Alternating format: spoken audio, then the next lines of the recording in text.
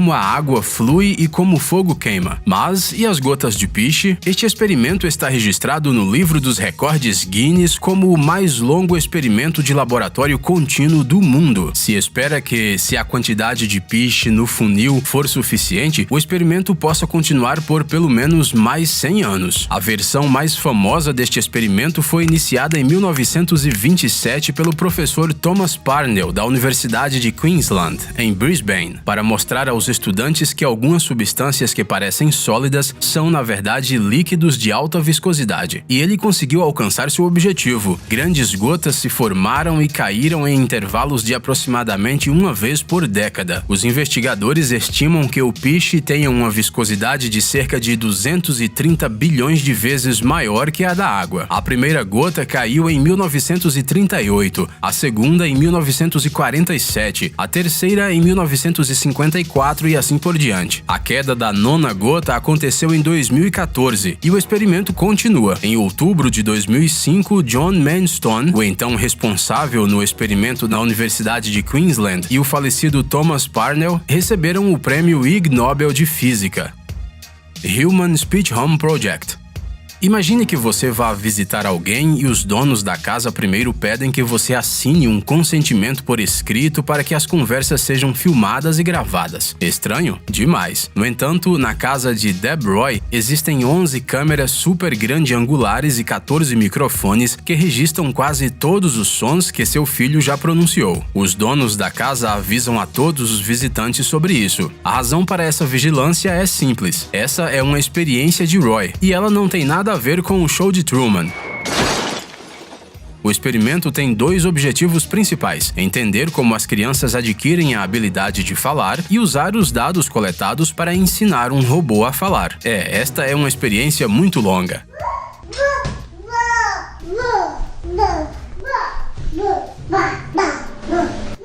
E tudo começou quando o Roy estava fazendo pesquisas para um bot falante e ficou sem ideias. Então decidiu pedir a ajuda da natureza. Ele gravou quase todos os balbúcios de seu filho durante os 2 primeiros anos da vida do menino, a fim de obter informações sobre como as crianças aprendem a usar o idioma. O experimento durou muito tempo e até hoje não está claro o quão bem sucedido ele realmente foi. Mas os volumes de dados coletados são simplesmente incríveis. Só falta encontrar a força e os recursos para seu processamento.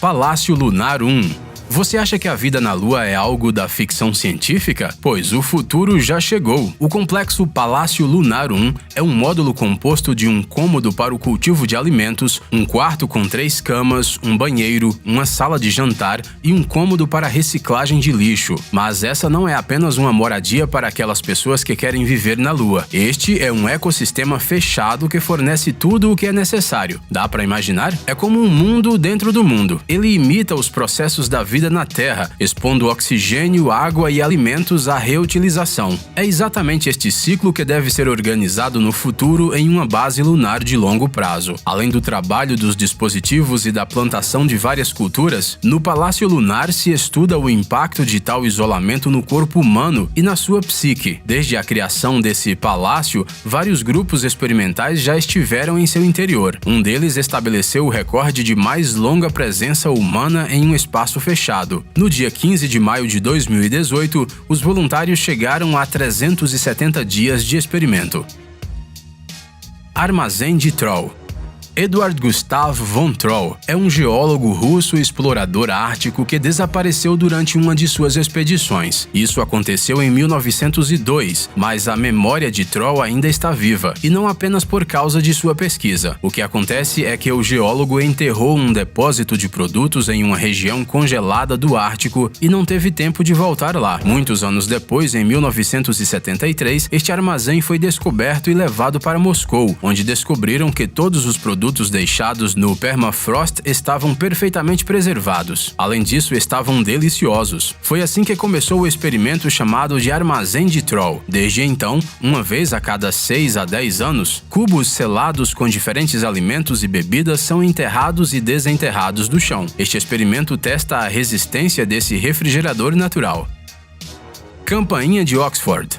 Esta campainha experimental foi criada em 1840 pelos físicos Watkin e Hill. Atualmente, o dispositivo está localizado em um corredor adjacente à sala do laboratório Clarendon, na Universidade de Oxford, e ainda funciona. Embora não seja possível executá-la por estar atrás de 2 camadas de vidro, a campainha ainda cumpre a sua função. O dispositivo consiste em 2 sinos de latão sobre pilhas voltaicas conectadas em série. O badalo é uma esfera de metal suspensa que se move entre as pilhas devido à força eletrostática. Ao tocar uma campainha, o pêndulo adquire uma carga elétrica e então se afasta e se move em direção a outra campainha. Esse processo logo se repete. A composição exata do material do qual as pilhas são feitas é desconhecida. Se sabe apenas que elas são cobertas de enxofre fundido. A campainha funciona continuamente por 179 anos e essa é a quantidade de tempo que essa experiência já dura. Apesar disso, este dispositivo não é uma máquina de movimento perpétuo.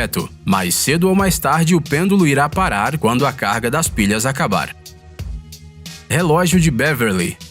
Um relógio em que não é preciso dar corda e que não tem nenhuma bateria ou pilha. Esse relógio funciona graças à chamada energia livre. Temos que admitir que isso parece mentira, mas esse dispositivo realmente existe. Ele se encontra no saguão da Faculdade de Física da Universidade de Otago, Dunedin, Nova Zelândia, e foi construído em 1864 por Arthur Beverly. O mecanismo é acionado devido às flutuações na temperatura ambiente e às mudanças na pressão atmosférica. Pois é simples assim. No entanto, as mudanças de temperatura são muito importantes para esse curioso dispositivo. Se as variações forem menores que 6 graus Celsius, o relógio para. Então, esta máquina de movimento perpétuo não é tão perpétua, não é mesmo? No entanto, o relógio de Beverly continua funcionando, embora ninguém tenha dado corda no mecanismo desde que ele foi feito. Ele foi parado algumas vezes durante a limpeza do dispositivo, quando a Faculdade de Física mudou de lugar e coisas assim. Mas mesmo quando o relógio foi parado, ele voltou a funcionar depois de maneira independente, sob condições favoráveis. Projeto Biosfera 2. No início dos anos 90, um grupo de cientistas voluntários decidiu criar um biossistema fechado e autônomo debaixo de cápsulas seladas e viver nele por 2 anos. Os módulos de vidro incluem quase tudo o que era necessário para a vida, além de uma selva, uma savana, um pântano e até mesmo um pequeno oceano com uma praia e um recife de coral. Mais de 3.000 espécies de plantas foram plantadas e cerca de 4.000 representantes da fauna, incluindo cobras, porcos e galinhas, foram colocados numa fazenda dentro da cúpula. Este paraíso selado era como um planeta em miniatura. A principal tarefa da Biosfera 2 era descobrir se uma pessoa pode viver e trabalhar em um ambiente fechado. O primeiro e principal estágio do experimento durou 2 anos, mas os participantes enfrentaram falta de oxigênio e imperfeições nos sistemas de dispositivos das próprias cápsulas. Além disso, os conflitos interpessoais foram adicionados à equação e o experimento longo e interessante teve que ser interrompido. Tão lentamente quanto possível. Se comparada às outras experiências que incluímos nesta lista, esta aqui é muito diferente. Isso porque, tão lentamente quanto possível, é uma peça musical. A obra de John Cage, tema do mais longo concerto musical da história da humanidade, começou na igreja de St. Burchard, na cidade alemã de Halberstadt, em 2001, e deve durar 639 anos. A conclusão da execução da obra, de acordo com o plano, ocorrerá no ano 2640. Apesar de que este experimento pertence à arte moderna, ele não é tão incomum, se não fosse por sua versão para órgão, que é incrivelmente lenta.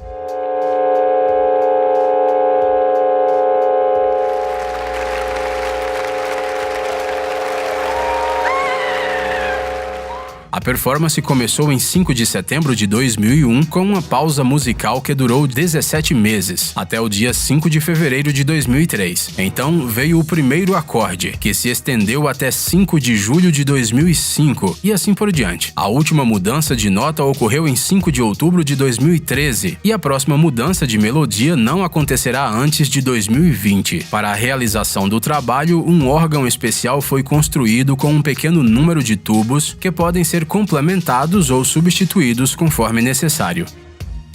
Experimento do Dr. Bell.